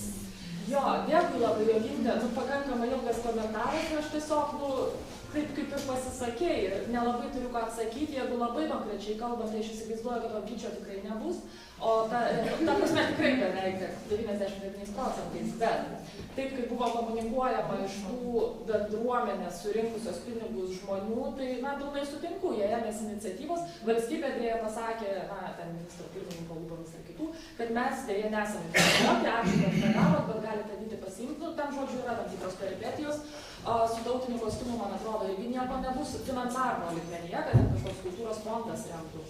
O dėl tų visų kitų dalykų, tai dažnai būna tam tikros kolizijos ir aš manau, kad jos visą laiką tęsis tarp to konservatyvaus prado, tokio, valstybingumo, etniškumo labai pažodžiui suvokiamo, kad taip, kas yra ten su vyčiu ar su aiškia istorija, kinofilmas apie praeitį, tai imkim tą Geležies diena, irgi projektas, kuris labai daug pinigų išnaudojo, bet galiausiai jis neįvyko ir, man atrodo, ten scenarijus lygmenį užsibaigė, neparašyto, jeigu aš klystu, pataisykit mane, bet žodžiu, pinigų ten buvo išleista daug, nes reikėjo kažko apie žalinį. Turim, ką turim, bet, ir tada toliau, ir ta kino industrija tarsi labai daug reikalauja tų pinigų. Ir yra atskiros sritis menų, yra atskiri, vėlgi, šiuolaikinio meno projektai, kurie galbūt atlieptų tą kažkokiu būdu, tai, bet kadangi apie Lukiškės kalba, tai tiesiog gal auditorijai pasakyti reiktų, kad dabar yra naujos kūrybinės dirbtuvės rengiamas Lukiškių aikštėj ir nuomonė yra ta, kad šimtmetį vis dėlto švenčiam ne iki 18 metų pabaigos, o iki 20 ar 22, programa tiesiog ilga, tai dabar mes sutvarkom aikštę, o šiaip tiesiog bandom įsivaizduoti, ką mes manom apie laisvę, yra idėjų dirbtuvės, yra galybė vizijų, galbūt bus galima pateikti. Ir kaip nors ten pasibaigs, bet dabar tikrai nereikia statyti kažkokio stabo ir aš manau, kad tas konsensusas pasiektas.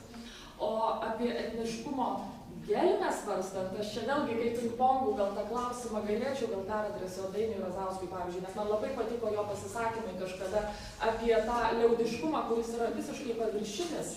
Lietuvos liaudies ansamblio, šokį ir dabar tai, ką reiktų galbūt daryti. Ir tai nėra ta kultūra, kuri yra šiandieninė, kuri yra mūsų ir tai galbūt net ir nėra etno. Dainiu, aš tiesiog klausiau paties paskaitą. Bet aš, jeigu taip trumpai, aš tiesiog sutinku su tuo, ką pats galbūt šiame seminare ir daugiau kalbėsime. Bet klausimų yra dar ir iš šalies, bet jeigu trumpai, tai... Jo, trumpai, vakar buvo kadras kaip tik iš Lietuvos ansamblio ir buvo irgi replikuota, šiek tiek aptartas tas klausimas, nori grįžti. Man kažkaip senstant po truputėlį, taip viena ausis pradeda blogai girdėti, ką jūs kalbat, gal aš neteisingai išgirdau. Aš noriu pasakyti žmonėms, kurie laiko save jaunais. Tai, ką jūs ką tik pasakėte, jau paseno, nuėjo į praeitį, su kiekviena sekundė vis gilyn eina. Ponai, jūs pasenote. Dar vienas dalykas apie Vytį noriu pasakyti. Neigti Vytį ir mėginti pakeisti jį labai daug įvairių kitų idėjų yra idiotizmas. Pirmiausia, reikia jį suprasti, nes tai yra simbolis, beje, nepaprastai išraiškingas. jis siekia taip giliai, kad tik tais visiškai nesuprantantis jo žmogus gali tame išverti stabą. Dainiau, aš pats pritartum, jog Vytis turėtų virsti skulptūra. Ta prasme, mes apie skulptūras kalbėjome, ne apie Vytį kaip ženklą. Nes tai yra Grįžkim prie visiškai... paskaitos temas, tai mes 100 čia grįžkim, nes nenuklaibaigim, bet kažkaip paskaita turėjo temą, tai gal į temą kalbėkime. Ne, yra klausimai, kuriuos klausia žmonės ir mes juos atsakinėjame. Aš atsiprašau, nes buvo tokios klausimas. Bet ne jūs, labai įdomis mintis. Pabaigit, tai jūs tik pabaigit. Ką tu man Aš tiesą sakant, nenorėčiau pabaigti. Aš matau, bet aš atsiprašau labai, nes buvo dar klausimų. Norėčiau dar sugrąžinti nors truputį prie kultūros politikos ir dar šiek tiek pamėginti praskleisti čia sėdinčių žmonių paveikslus. Klausdamas, ar jūs žinote kiekvienas asmeniškai bent vieną sėkmingą atvejį, kuomet jūsų tokios ir mūsų savo kailių patirtos pastangos, veiksmai, sumanymai, atėjus valstybei, valstybinę paramą išsišakojo ir galėjo džiaugtis dar didesnė sėkmė, negu buvo iki tol. Ar tai nėra būdinga, kad įsikišus valstybei viskas pasikeičia ir mutuoja taip, kad lieka vien nusivylimas? Tai aš klausčiau dabar kiekvieno iš jūsų, ar jūs žinote tą pavyzdį, kai valstybės parama buvo tokia sėkminga, ar europinė parama buvo tokia sėkminga, kad jinai nesužlugdė ten mūsų bendruomenės, kad jo šiandien nebegali tiesiog ten cepelinų išsivirti, bet tam reikia Europos paramos, bet suteikė to impulso pačio geriausio, kai jums pastatė pastogį ir dabar tas namas lūžta nuo renginių ir kažkas tai tokio.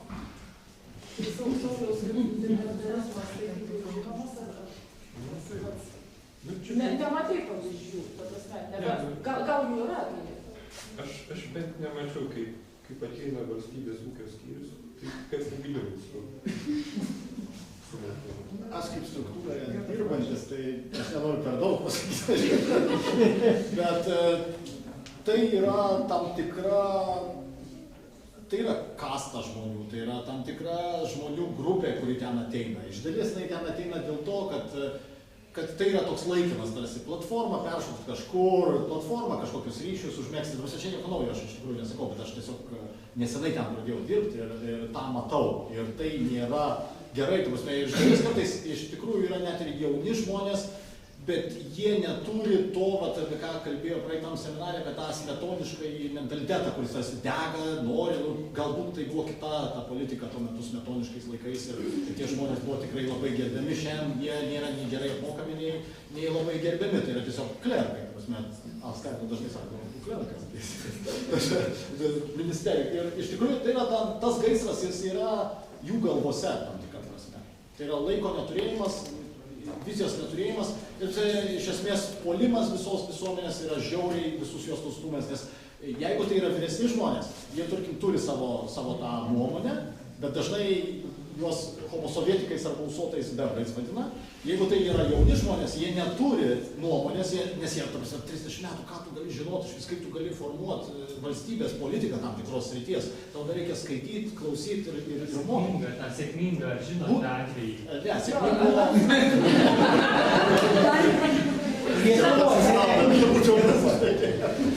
Iš savo pusės, tai vat, kaip Jogintė minėjo, tik nesėkmingi, bet yra kino sritis, tai aš nenoriu, jeigu čia yra kino žmonių, tai, na, ta prasme, tada susiginčysim ir susipyksim. Tarkim, kad nėra.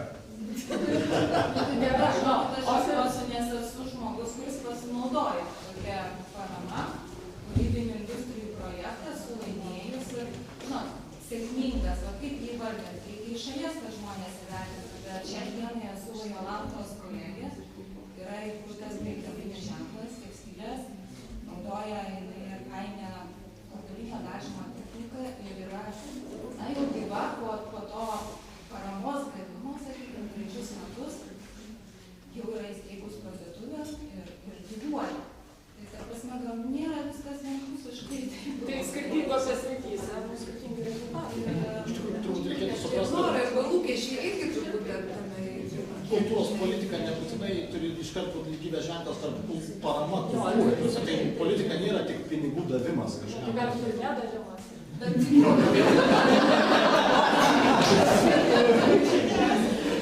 Aš atsiprašau, vienas klausimas, nes jūs ranką kėlėte. Aš tik repliką norėjau pasakyti. Matot, aš su tuo susidūrus esu ir dirbus nemažai. Tai galiu pasakyti, bėda yra kokia. Tai yra, kad kai ateina valstybė, na, sakykime, su europiniais pinigais, su valstybiniais pinigais ar kažkuo tai iš karto atsiranda terminas pinigų įsisavinimas, lėšų įsisavinimas. Ir tai iš karto, ko gero, apibrėžia jau tam tikram lygmenį, kad niekas negalvoja apie galutinį rezultatą kaip po tokį, kas bus padaryta bendruomeniai ar kažkokiam objektui ar kažkam, bet eina kalba apie tai, kad reikia iki tam tikros datos įsisavinti tam tikrą lėšų. Viskas, čia replika tik tai. Ir visa tai paskui eina kaip gaisras, kaip čia kažkas sakė. Viskas turi sudegti tam katile, kad tuo momentu valdininkas galėtų pateikti ataskaitą, kad viskas padaryta. Tai čia pas architektūrą netgi ne tas pats. Aš atsiprašau, nes vytas. Aš turiu tokį retorinį gal informacinį klausimą, o yra Lietuvoje tuo pavyzdžių, kad komercinis menas, kuris uždirba daug pinigų, pasidalintų tais pinigais vėlgi su tą pačią kultūros bendruomenę. Nu, toks kad Mamontovas uždirbtas pinigų iš koncertų, jos padovanotų kokiam nors menininkams, menininkų projektams.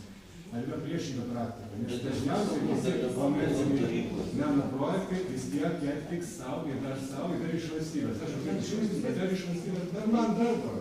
Vardan tos Lietuvos viskas. Nu, kaip ir sukinantis, ne vardan tos Lietuvos viskas. Bet čia labai keistai, ta prasme, replikuojant į tą prieš tai buvusi vertybinę tą skalę, mes sakėm, kad mes tokie biški universalistai, dosnūs ir kuklus ir kažkaip viskas priešingai, nes visi kas tik gauna. Aš dar vieną sėkmingą papasakosiu laimėjimą. Šiemet vienos kolegija parašė projektą, etno tema, ir aš mačiau, kaip neturtingos studentės, už kurias moka valstybė, pirmą sykį pajuto, ką reiškia nusipirkti 30 metrų rulono medžiagos ir įgyvendinti savo eskizus ir paskui net pasivaikščioti podiumu, parodyti miestui, kad tas idėjas jos įgyvendino ir netgi su pasididžiavimu, kad jos yra lietuvaitės. Tai čia buvo nuostabu. Mane pakvietė ten kaip dizainerė, reiškia, joms pakoreguoti, joms padėti įvesti praktinės mintis. Ir taip, tuo momentu jos buvo laimingos. Aišku, kai jos baigs šitą mokyklą šiemet ir eis ieškoti darbo, jau bus visai kita tema, bet jos buvo šiuo momentu laimingos.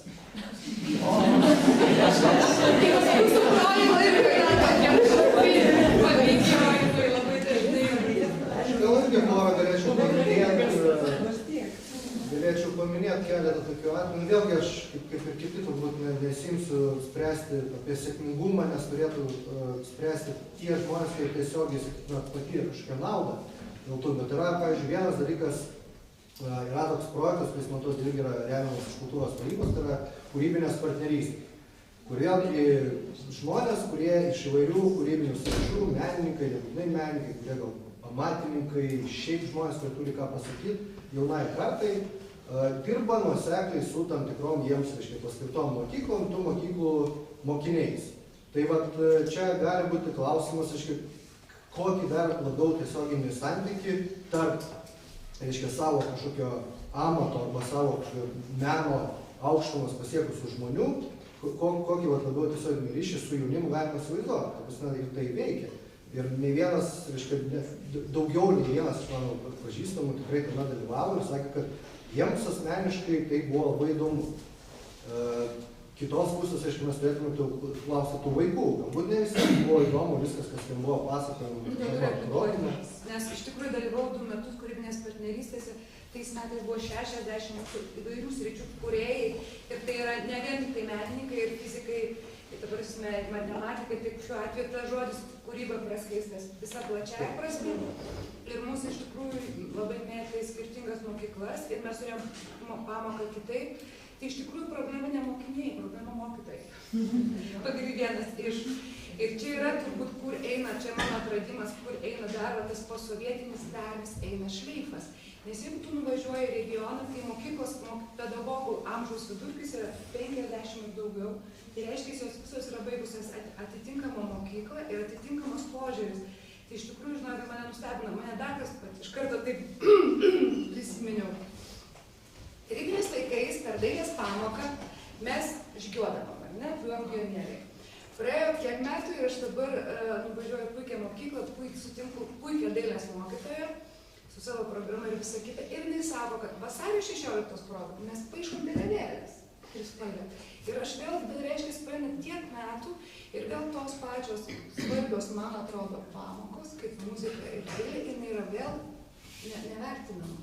Ta prasme, kitaip, man buvo taip surezonavo, ta prasme. Tai va, tai čia dar tokių patirčių iš tų kūrybinių partnerysčių. O antras pavyzdys yra iš tiesų irgi labai panašus ir susijęs, tai yra vėlgi kultūros tarybos, reiškia, rėmimo yra viena iš programų, tai yra menas gerovė. Reiškia, tai yra visi projektai, kurie yra tiesiogiai nukreipti į meno ir kultūros, galima sakyti, atvežimą ten, kur paprastai žmonės su tuo turiniu visiškai nesusiduria. Arba dėl geografinės atskirties, arba kažkokių kitų, socialinių priežasčių. Ir vėlgi, mes galime ten diskutuoti dėl kažkokios meninės vertės, to meninės kokybės, galbūt tai ne visada yra ten profesionalaus meno vertintojo akimis kažkoks labai vertingas turinys, bet jeigu mes sutarėm, kad yra vertinga žmonės įtraukti į kultūrą, apie kurią mes visi labai kalbam, kad tai yra labai svarbu, bet puikiai ir realistiškai matom, kad yra labai daug žmonių, kuriems ta kultūra yra visiškai abstraktus kažkoks miglotas reiškinys, tai jeigu, pavyzdžiui, dabar vėlgi girdėjau projektus, kuris ką tik gavęs rėmimą šitoje kategorijoje, profesionalios menininkės iš tekstilės srities ir šiuolaikinio meno, iš tarpdisciplininių menų, dirbs su, reiškia, Dzūkijos nacionalinio parko teritorijoje esančių kaimų bendruomenių. Tai reiškia, ir tai bus ir ryšys, ir tai bus ir mainai, ir tai bus profesionalios kultūros davimas jiems, ėmimas kažkokiu vėlgi įvietintų žinių iš jų, tai va, man atrodo, puikus pavyzdys. Ir tai dažnai siejama su ta sveikatos politika, tai nėra meno terapija, tai yra truputį kiti dalykai. Didžioji Britanija labai paplitę būtent tas menas žmogaus geroviai, kuris apie sveikatą kalba žmogaus tiesiog. Gal dar, Dainius. Aš noriu grįžti. O, tai mane galima? Ne, mes po to, Daiva, tai prašau. Norėčiau grįžti, aš gal negerai, dar kitaip pamėginsiu pasakyti, dėl Lietuvos ansamblio. Vakar buvo tokia mintis kilusi, kaip tik išsakyta, galima tą progą pakartoti dėl verta, kad yra štai, kad yra laisvė, yra susikaušusio nelaisvo žmogaus pastanga iš paskutiniųjų laisvę suvaidinti. Tai yra ne tas pats. Iš esmės galima apibendrinti, yra būtis ir mėgdžiojimas. Tai skirtingos egzistencinės laikysenos, skirtingos kryptis. Tai noriu čia truputėlį dabar, atsižvelgdamas į pažangos, tarkim, į vaizdinį arba savoką, noriu pasakyti, kad ir pažanga gali būti suvaidinta. Yra tikra pažanga. Ir yra noras remintis tikrą pažangą, užuot pažengus, suvaidinti ir pažangos vardu iš esmės gauti savo naudos. Ne visa, kas modernu, ne visa, kas žodžiu pažanga, yra pažanga. Tos lygiai taip pat, kaip ne visa, kas Lietuva, reiškia užrašyti, yra Lietuva. Bet šitą dalyką reikia viskam taikyti ir dekonstrukcija turi sugebėti dekonstruoti save. Tada bus ramybė. Ačiū. Aš norėčiau gal grįžti prie kultūros politikos ir paklausti tavo pirmiausias Katros, bet ir visų pokalbininkų, gal paneigti ar patvirtinti, susidaro toks įspūdis, kad mes turime tokį įvaizdį, stereotipą, kad etninė kultūra yra labai gerai remiama, kad jai skiriama, nebūtinai, kad daug lėšų, bet tiesiog, kad jinai pakankamai aprūpinta. Ir taip yra, tai, na, kaip kūrimas tas įvaizdis. Ir antra klausimo dalis, regis, kad yra įtampa tarp profesionalumo ir tarp etninės kultūros. Ir kasgi lemia tą įtampą? Ar šiandien, sakysim, kultūros taryboje ir kitur, ar ta įtampa palaikoma, ar jinai kažkaip... Nes jūsų pavyzdžiai rodo, kad tie dalykai susitinka ir jie puikiausiai gali draugauti, bet kaip tą persvarą paskyra atsiranda ir sukelia tokius ir neigiamus jausmus, ir tą susipriešinimą, ir dėl paramos, dėl laikysenos. Tai galbūt atsiranda dėl tokio prigimtinio, neišvengiamo, ką žinau, kultūroje egzistuojančio konservatyvizmo ir to, ką Dainius apie pažangą minėdamas kalbėjo. Na ir tas turbūt visose kultūrose yra ir bus, bet apie tas egzistencinės problemas nekalbant. Tiesiog įsivaizduoju, yra parama stipriai mažėja. Ir tą patį pyragą dalinasi labai daug sričių, kadangi mes visi esam suskirstyti sritis, čia minėtos programos, tai yra tarpdisciplinininkai, tai yra įvairios šakos kylančios iš šiuolaikinių menų, tai yra ir muzika, tai yra muzikoje ir chorvedyba ir taip toliau, ir vis mažiau paramos gauna tam tikros, tiksliau visos sritis. Ir apie etnokultūrą, tarkim, šiuolaikinio meno atstovai nelabai galvoja, lygiai taip pat ir atvirkščiai. Ir dabar, kalbant apie tiksliai gautų lėšų kiekį, aš remčiausi grynai skaičiavimais, statistiniais duomenimis, kurių neturiu ir man labai sunku būtų kažkaip manipuliuoti kažkokią nuomonę. Nes dabar yra tas analizės skyrius įsteigtas prie kultūros tarybos. Tai, finansiškai tai turbūt labai nesunku apskaičiuoti, kiek paramos, kokiais metais gavo kokias sritis ir tada žinotume. Jogintei susidaro įspūdis, kad tai yra gausiai remiamas sritis. Jūs sakot, kad ne. Ir aš, taip, nelabai galiu moderuoti, neturėdama tos statistikos. Bet viena vertus yra kalbėti apie pinigus, kita vertus įdomus bus rezultatas, analizuojant poveikį tam tikrų projektų ir tas poveikis jau vien pinigais nepamatuojamas. Tai tiesiog, klausimas yra atviras ir stereotipais turbūt neturėtume vadovautis vieni apie kitus ir ką dabar diskutantai parodė, labai aiškiai galima rasti tą susikalbėjimą ir etnokodą šiuolaikiniai kultūrai ir panašiai. O finansavimo dalykai, turiu skeptišką notą baigti, jie tikrai yra pakankamai tragiški šiandien, jie mažėja. Ir dėl to tas susipjovimas, ko gero, didės. Tarp to, kad tu gavai, aš negavau, kodėl tas projektas palinkęs ten tos ryties, po ta programa, o mūsų nepriskyrė tai programai, o galėjo. Tas tiesiog dabar aštrėja. Aš pati sritis atskira. Yra sritis ir yra programos, dar suprasta, tai bus programa 100-metis ir dabar 100-mečiui ar šiuolaikinio meno centras geresnį projektą sukurs, ar kokią nors, nežinau, muzikos ir teatro akademija. Taip, bet ir ar atrodytų, šiandien, šiomis dienomis tikslinga skirti etninę kultūrą kaip atskirą sritį, ar vis dėlto tai yra kažkokia... Čia kaip Žvirgždas, man atrodo, iš fotografų sakė apie vieną sritį, kad tai yra nuo amžių amžinųjų ir kitaip nebus. Nes kai tik mes bandom atskirti kažką, iškart prasideda, vėlgi, žmonės yra skirtingi, to negalim neigti. Ir tada, o kodėl čia kažkaip nediversifikuoto finansavimo, kas bendro yra tarp, vėlgi, šiuolaikinio meno centro ir tai, kas vyksta Rumšiškėse. Galima gal, bet ar jūs dalinsitės tą patį finansavimą? Vargu bau. Ir tada reiškia, geriau skirkim tas sritis, muziką, dailę, kad ir kaip tradiciškai tai skambėtų, nes kalbam apie tarpdisciplinininkus, bet įsivaizduokit, net teatre randasi tokios formos, kur yra teatralai, yra teatras, šiuolaikinis postdraminis teatras, bet yra reiškiniai, kurie jau nebėra teatras, bet tai yra su teatru, iš teatro kilę dalykai ir jie taip pat nori finansavimo. Ir prie ko juos priskirt, ten steigiant nominacijas, mano draugė pasakojo, tiesiog negali nominuoti, nes galvoja, kad gal reiktų sugalvoti naują nominaciją tam reiškiniui, bet tada atimsi nominaciją iš kažko kito. Nes ten jau kažkas egzistuoja, dar nežinom kas, bet, ir visos rytis turbūt galėtų papasakoti apie kažką, kas jau yra gyvybinga. Tai tokia, sakau, baigiu tą atsakymą skeptiškai, bet ta kova, man atrodo, jinai tikrai visada vyks, nes, kas iš mūsų yra svarbesnis, reikšmingesnis, kam, valstybei ar bendruomeniai, mes naudojamės tais raktiniais žodžiais, bandome įrodyti savo svarbą vietos kultūrai, šalies kultūrai, užsienio eksportui, kas tinka, tarkim, Lietuvą reprezentuojant svečiuose šalise, galbūt netiktų čia, ir taip toliau, ir tada tie ginčiai dėl to ir vyksta.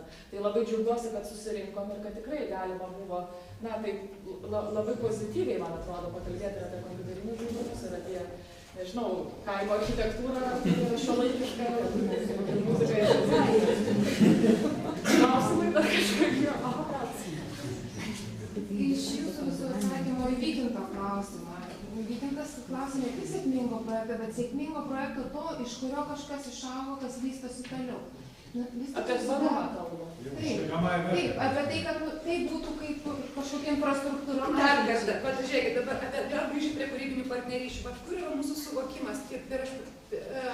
Lygiai taip pat, mokyklos kaip lengvai ėmėsi iš šito projekto, nes finansuojamas, suprantat, yra pinigai.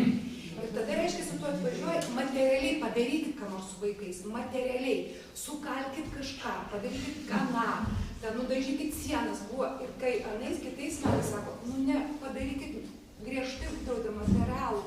Ta prasme, kad liktų minčių. Ir tai negalima šiandien ir čia pat įvertinti. Mes labai dažnai tą rezultatą ir labai dažnai daugumą projektų materialiam pavydale mes tą. Ir tai yra sunkiausia apginama, ta prasme. Tai va, jeigu atsakiau. Jo, ir kartais... Man tas materialusis tas rezultatas, jis mane net kartais, jis negali šiandien gal išdygti, jis gal tik to pasodino, gal jis kaip ąžuolas, gal jis po 20 metų tik tai bus matoma. Ataskaitai reikia parodyti. Aš žinau, kad tai reiškia. Bet netgi kalbant, matai, su studentais diskutuojant, nežinau, Jurijau, ar esame apie tai kalbėję, nes tvarumas, aišku, yra labai patraukli savoka politiškai šių dienų kontekste.